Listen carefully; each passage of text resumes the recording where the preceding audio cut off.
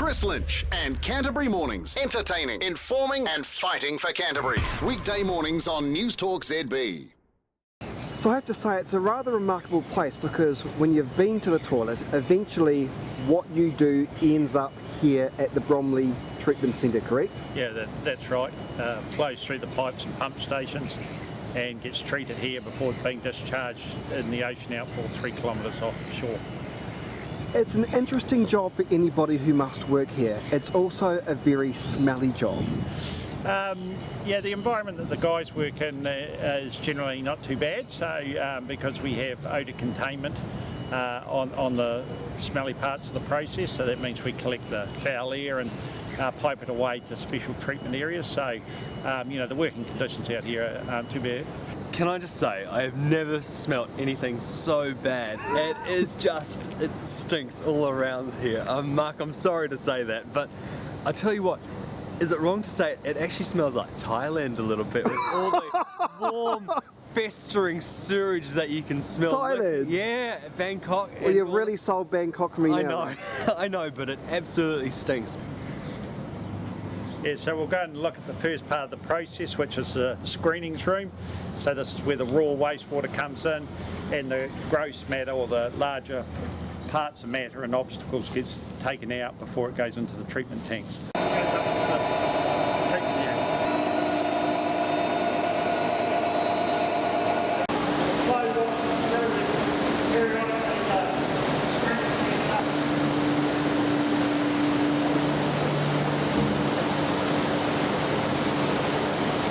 So what is this right here?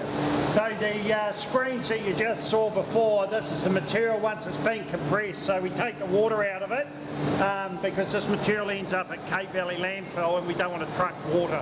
So this material is grit and stone, rags, hair, anything that the screens can take out. So, No false teeth? well, you can have a look through there if you like. So you want to show me something else that's kind of disgusting? We don't consider it disgusting. It's just part of the wastewater process. Very nice.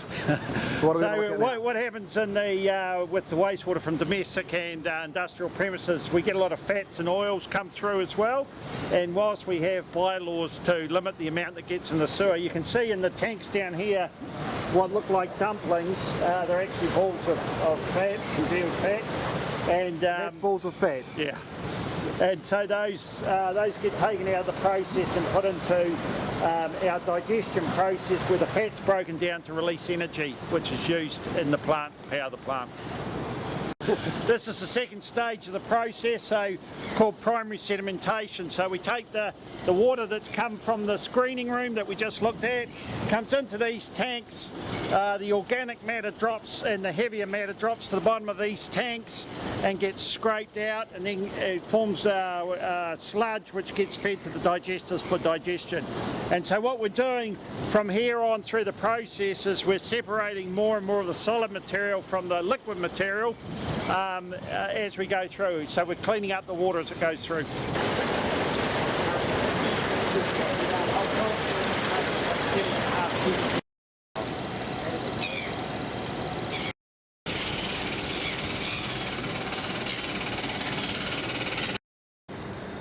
So after the primary process, which is where we're dropping out the organic solids, the liquid flows up to the big tanks behind us, and some of it also goes through these tanks over here where we're getting air into the liquid and oxidising the organic matter in there, and we use bugs to do that.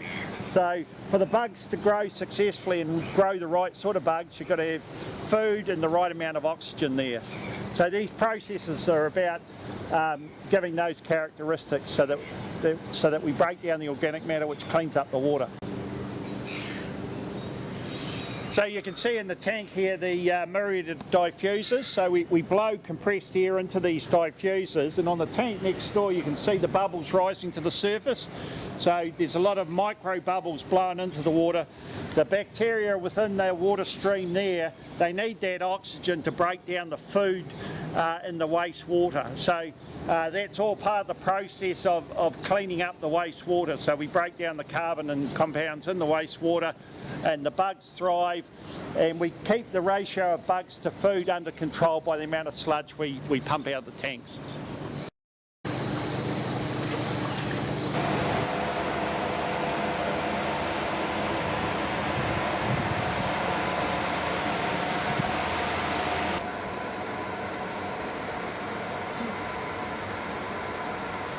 Following the February earthquake, I mean, how damaged was this plant? Are we talking tsunami of poo or what? The various sections of the plant got damaged in different ways, but in the tanks behind us, when the earthquake struck, we got waves coming up and down the tank. So tsunami of poo is probably a bit dramatic, but certainly we did have water overflowing the tanks while those waves were generated. In the tanks behind us here, the clarifiers, we lost all the tanks here. They're all out of service because the floors of these tanks bulged and buckled and jammed the mechanism. So it took out a large part of the secondary treatment process, which is why this plant was quite fragile for a period of time, along with all the sand that was coming into the plant, which was taking out these tanks out of service. So this clarification process is the second to last treatment process before we discharge through the ocean outfall, and you can see the clarity of the water is pretty good here, and that'll be well within the resource consent parameters for the discharge for the treatment plant. So during the earthquakes, both September, February and June, we had a lot of problems with these tanks.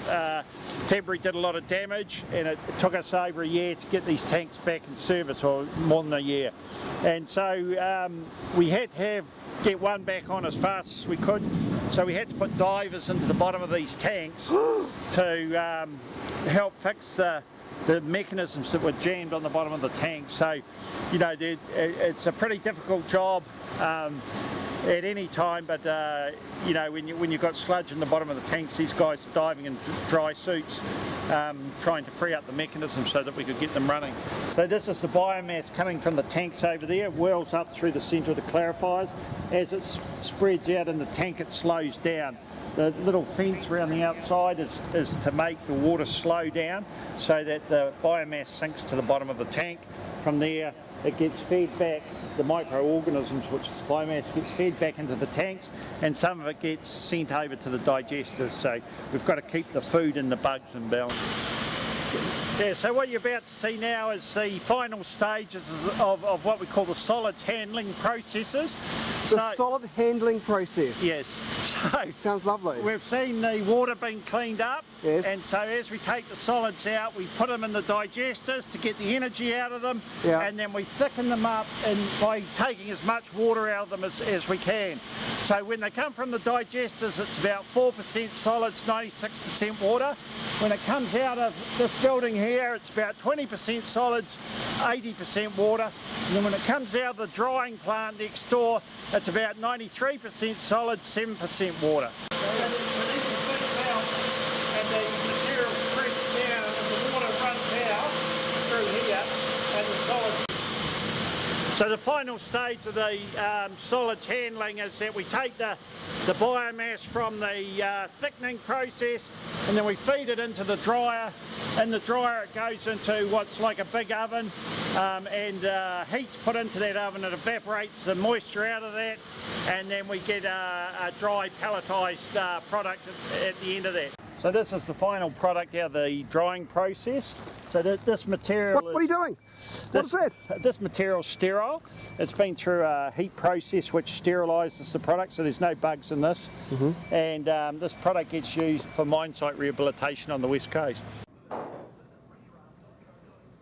So this room here is a control room where we control the wastewater plant from and monitor all the water and wastewater pump stations on the networks, and so they control the demand on the water supply, what the reservoirs are doing.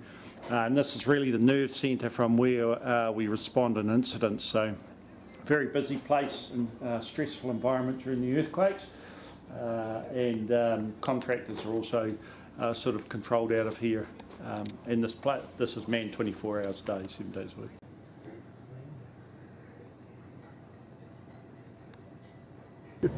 Yeah, thanks Chris for coming down and showing some interest in the running of the Christchurch wastewater treatment plant. So, you know, the staff are always pleased to see the public and interest in the process here, and we pride ourselves in being number one and looking after your number twos.